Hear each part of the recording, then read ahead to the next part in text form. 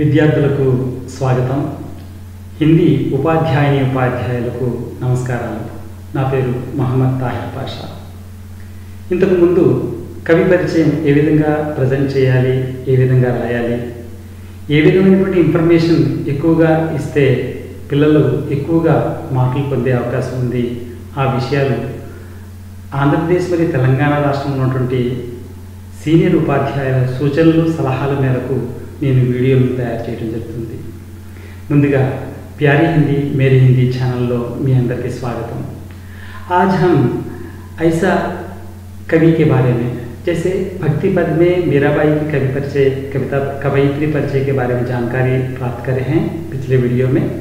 आज हम दूसरे कवि संत रविदास यानी रविदास की कविता परिचय यानी कवि परिचय के बारे में हम जानकारी प्राप्त करेंगे.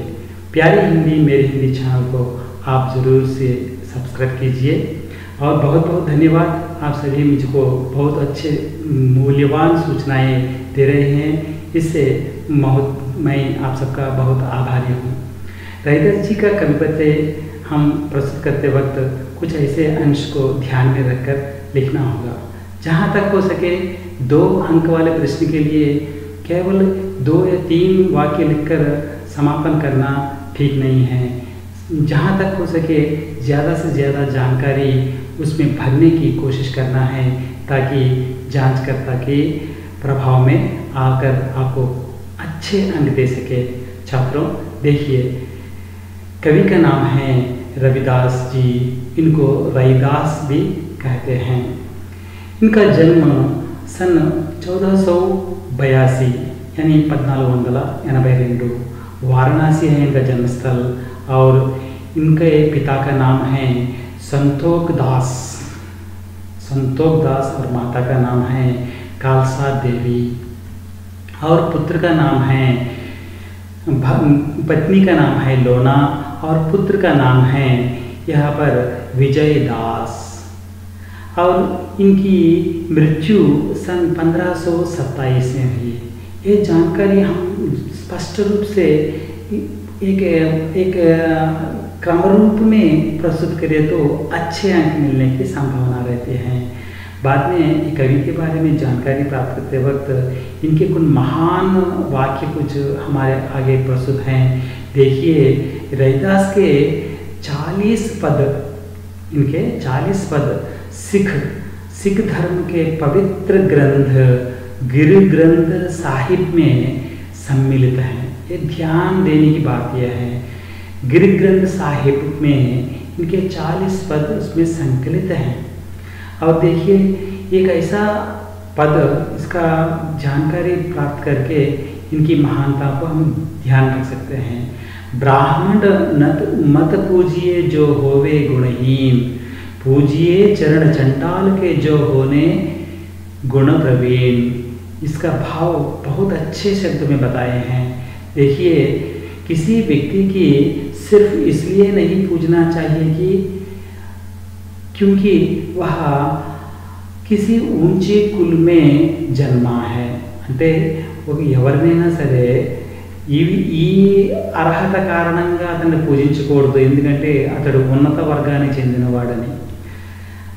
यदि उस व्यक्ति में योग्य गुण नहीं है, ఒకవేళ ఆ వ్యక్తిలో యోగ్యమైనటువంటి గుణం లేనప్పుడు అతన్ని పూజించకూడదు. उनको नहीं पूजना चाहिए. उसकी जगह अगर कोई व्यक्ति गुणवान है, उसका सम्मान करना चाहिए. కానీ అతని స్థానంలో వేరే వ్యక్తి ఎవరైనా గుణవంతుడై ఉంటే అతన్ని తప్పనిసరిగా మనం ఆదరించాలి. అంటే ఒకవేళ ఆ వ్యక్తి తక్కువ కులానికి చెందినటువంటి, నిమ్న వర్గానికి చెందినటువంటి వ్యక్తి అయినప్పటికీ అతన్ని ఆదరించాలనే గొప్ప పదాన్ని ఇక్కడ మనకి ఇవ్వడం జరిగింది. అదేవిధంగా ఒక కహావత్ ఉంది, సామెత ఉంది. ఏమని, मन में जो काम करने के लिए अंतःकरण से तैयार हो वही काम करना उचित है. అంటే మన అంతఃకరణ మనస్సు మనకి ఏ పని చేయాలనేటువంటి ప్రేరేపణ ఇస్తుందో ఆ పని మనం చేయాలి.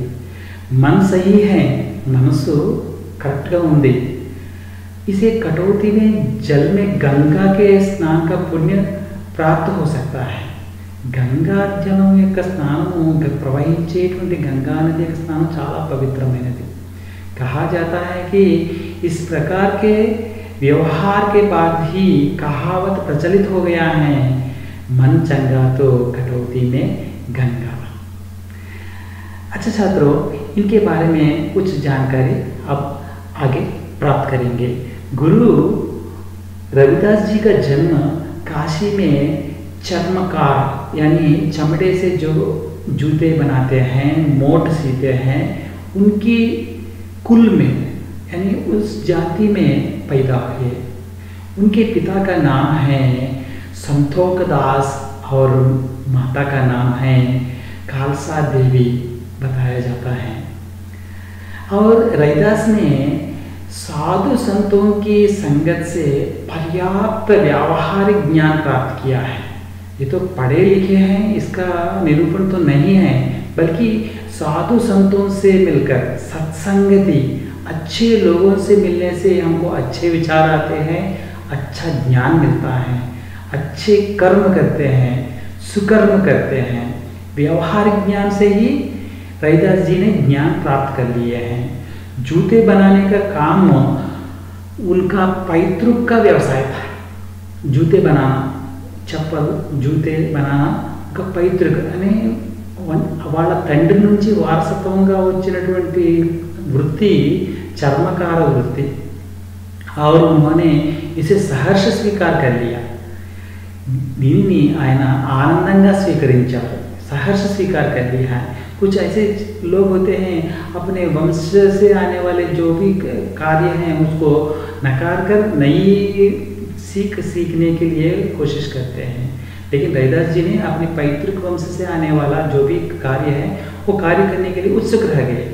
वे अपने काम पूरी लगन और परिश्रम से करते थे। छात्रों ध्यान दीजिए, जो भी कार्य करने हैं हमें लगन से करना है, మనస్ఫూర్తిగా చేయాలి, పరిశ్రమ से करना चाहिए, కష్టపడి పని చేయాలి మరియు ఇష్టపడి చదవాలి। ఇటువంటి వివేచనం మనం ఇటువంటి పదాల ద్వారా లభిస్తుంది। समय से काम को पूरा करने पर बहुत ध्यान देते हैं। समय టైంకి నేను ఈ పని పూర్తి చేయాలనేటువంటి విషయం మీద సంత్ రవిదాస్ గారు చాలా చాలా ప్రాధాన్యత ఇచ్చేవారు। అలాగే మీరు కూడా సమయానికి ఏ కార్యక్రమాన్నైనా పూర్తి చేయడానికి ప్రయత్నం చేయండి। समय को बहुत महत्व देते थे। और संत कुलभूषण कवि रविदास उन महान संतों में अग्रणी कवि हैं। संत माने सेंट बोलते हैं अंग्रेजी में, महान सज्जन को संत बोलते हैं। यहाँ पर इनको संत ऋषि महर्षि रविदास जी भी कहते हैं, जिन्होंने अपना रचनाओं के माध्यम से, संत रविदास जी ने अपनी रचनाओं के माध्यम से समाज में व्याप्त बुराइयों को दूर करने में महत्वपूर्ण योगदान दिया है। సమాజంలో పేరుకుపోయినటువంటి విచలితమవుతున్నటువంటి కురూదియా అంటే చెడు అలవాట్లు, చెడు భావనలను దూరం చేయడానికి ఈయన చాలా మహత్వపూర్ణమైన ప్రయత్నం చేయడం జరిగింది। प्रारंभ से ही रविदास जी बहुत परोपकारी हैं। इनलो ఉన్నటువంటి మరొక గుణం परोपकारी। ये बहुत परोपकारी व्यक्ति हैं और दयालु हैं। दयालु का अर्थ है दया కలిగినటువంటి। और दूसरों की सहायता करना उनका स्वभाव बन गया है। दूसरों की सहायता करना, ఇతరులకు హెల్ప్ చేయటం, సహాయం చేయటం అంటే చాలా చాలా ఇష్టం। और साधु संतों की सहायता करने में उनका विशेष आनंद मिलता था। साधु संत लोग बहुत अच्छे बात बोलते हैं, अतः उनसे हम स्नेह करना है और उनके वचन को सुनने के लिए उत्सुक रहना है। साथ ही रविदास जी साधु संतों को स्वीकार करते हुए भी उनको आदर करना, उनको सहायता करना, उनकी सेवा करना, उनका उसमें आनंद व्यतीत करते थे।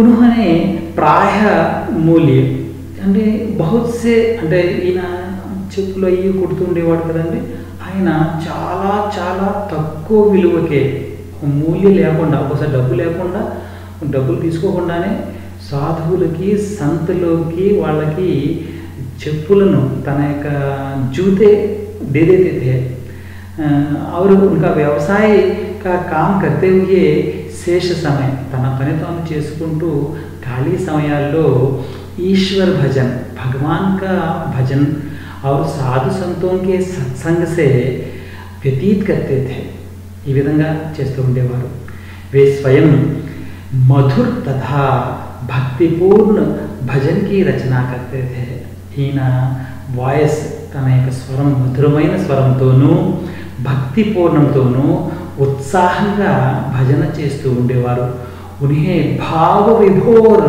होकर सुनाते और उनका विश्वास था कि इनमें एक ऐसा विश्वास था है कि राम कृष्ण करीम राघव आदि सबको भी एक ही मानते थे इनमें विविधता नहीं है ये सबका ईश्वर एक ही है उनकी वाणी का इतना व्यापक प्रभाव पड़ा कि समाज के सभी लोगों के वर्ग यहाँ पर केवल कुछ लोग नहीं हैं समाज के सभी वर्ग के लोग इन्हें बहुत चाहते थे कहा जाता है कि मीराबाई के गुरु भी कहे जाते हैं इन्होंने इनकी भक्ति भावना से बहुत प्रभावित हुई मीराबाई और उनकी शिष्या बन गई छात्रों आपको यह कवि परिचय बहुत पसंद आया होगा यदि इसमें कुछ शंकाएं हो तो ज़रूर आप अपने कमेंट कीजिए साथ ही साथ मुझ में कुछ ऐसे सूचना देने की कोशिश करें ताकि जिस अंश के लिए आप वीडियो चाहते हैं उस वीडियो का नाम मुझे भेजने की कोशिश करें ताकि अगली वीडियो आपकी सभी कक्षाओं के लिए 6वीं से लेकर 10वीं कक्षा तक पाठ्य पुस्तक सभी पाठों के संबंध में व्याकरण के संबंध में कुछ ऐसे अंश वीडियो बनाकर आपके सामने प्रस्तुत करने की कोशिश करूँगा प्यारी हिंदी मेरी हिंदी चैनल देखने के लिए आप सबका बहुत बहुत धन्यवाद मास्क धरिंचंడి ఇంట్లో సురక్షితంగా ఉండండి థ్యాంక్ యూ ఫర్ వాచింగ్